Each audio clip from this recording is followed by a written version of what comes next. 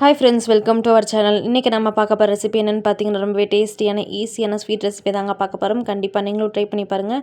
Try பண்ணி பார்த்துட்டு உங்கள் ஃபீட்பேக்ஸ் எனக்கு கீழே கமெண்ட் செக்ஷனில் சொல்லுங்கள். இன்றைக்கி நம்ம என்ன ஸ்வீட் ரெசிபி பார்க்க போகிறோம்னு பார்த்தீங்கன்னா, கசகசா பாயாசம் தாங்க.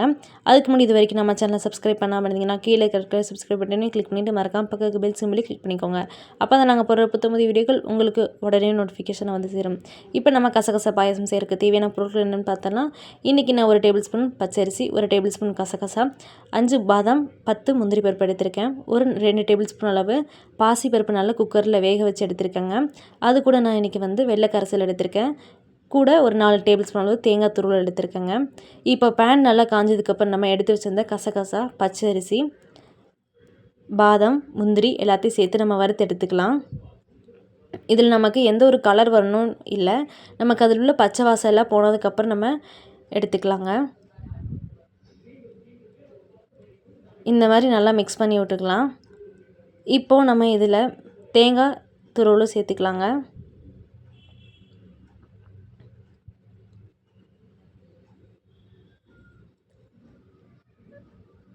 இப்போ நம்ம எடுத்து வச்ச இந்த தேங்காய் துருவலை சேர்த்துட்டு நல்லா மிக்ஸ் பண்ணி எடுத்துக்கலாம்.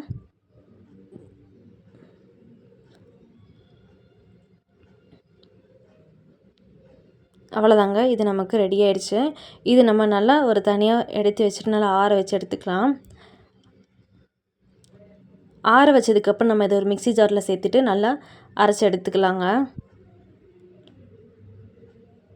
இப்போது நம்ம பேனில் இன்றைக்கி நான் ஒரு 1/4 லிட்டர் அளவு பால் எடுத்திருக்கேன். அந்த பாலை சேர்த்திருக்கேங்க. கொஞ்சமாக தண்ணி சேர்த்துருக்கேன். நம்ம அந்த பேஸ்ட் அரைக்கும் போது கொஞ்சமாக பால் சேர்த்து அரைச்சிக்கலாம். அப்போ தான் நமக்கு கொஞ்சம் நல்லா திக்காகவே இருக்கும். நம்ம தண்ணி எதுவும் ஊற்றிட வேண்டாங்க. இப்போ நம்ம பால் சேர்த்துட்டு நல்லா கிளறி விட்டுட்டே இருக்கலாம். ஏன்னா டக்குன்னு பாலானது அடி பிடிச்சிரும். அதனால் நம்ம கிளறி விட்டுட்டே இருக்கலாங்க.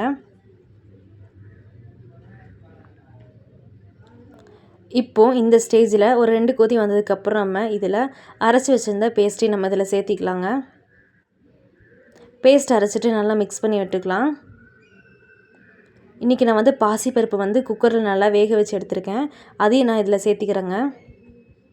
ஃபஸ்ட்டு நம்ம பாசிப்பருப்பை வெறும் பேனில் நல்லா வறுத்து எடுத்துகிட்டு அப்புறம் நம்ம கழுவி குக்கரில் விசில் வச்சு எடுத்துக்கலாம்.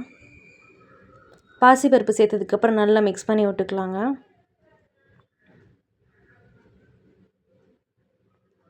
நமக்கு கொஞ்ச நேரத்தில் நல்லா கட்டியாக ஆரம்பிச்சிடும். இந்த மாதிரி நல்லா கட்டியானதுக்கப்புறம் வெள்ளை கரைசல் நம்ம ஊற்றிட்டு டக்குன்னு ஆஃப் பண்ணிடணும். ஏன்னா வெள்ளை கரைசல் ஊற்றிட்டு நம்ம கொதிக்க விட்டோன்னா நமக்கு தெரிஞ்சு போயிடும். அதனால் நம்ம வெள்ளை கரைசலை சேர்த்துனதுக்கப்புறம் நம்ம ஸ்டவ் ஆஃப் பண்ணிடலாங்க. இப்போ நான் ஸ்டவ் ஆஃப் பண்ணிட்டேன். ஆஃப் பண்ணி விட்டதுக்கப்புறம் நல்லா மிக்ஸ் பண்ணி எடுத்துக்கலாங்க. இப்போ நான் சைடில் ஒரு 2 டேபிள் ஸ்பூன் அளவு நெய் ஊற்றி பாதாம், முந்திரி எல்லாம் வறுத்து எடுத்திருக்கேன். உங்களுக்கு அதை ஆப்ஷனல் தான். இந்த மாதிரி நல்லா மிக்ஸ் பண்ணதுக்கப்புறம் நம்ம நெய்யில் வறுத்து வச்சுருந்தா முந்திரி பாதாம் இப்போ நம்ம சேர்த்திடலாங்க. இதில் சேர்த்திட்டு நல்லா மிக்ஸ் பண்ணிக்கலாம். அவ்வளோதாங்க, ரொம்பவே டேஸ்டியான ஈஸியான கசகசா பாயாசம் ரெடி ஆயிடுச்சு. நம்ம வீட்டுக்கு யாராச்சும் கெஸ்ட்டு வந்துட்டால் நம்ம சீக்கிரமாக செஞ்சு கொடுத்துடலாம். நீங்களும் கண்டிப்பாக ட்ரை பண்ணி பாருங்கள். இந்த கசகசா பாயாசத்தை ட்ரை பண்ணி பார்த்துட்டு உங்களோட ஃபீட்பேக்ஸ் எனக்கு கீழே கமெண்ட் செக்ஷனில் சொல்லுங்கள். இது வரைக்கும் நம்ம சேனலை சப்ஸ்கிரைப் பண்ணாமல் இருந்தீங்கன்னா கீழே இருக்கிற சப்ஸ்கிரைப் பட்டனையும் கிளிக் பண்ணிவிட்டு மறக்காமல் பக்கத்துக்கு பெல் சிம்பிளையும் கிளிக் பண்ணிக்கோங்க. அப்போ தான் நாங்கள் போடுற புதிய வீடியோக்கள் உங்களுக்கு உடனே நோட்டிஃபிகேஷனாக சேரும். தேங்க்யூ.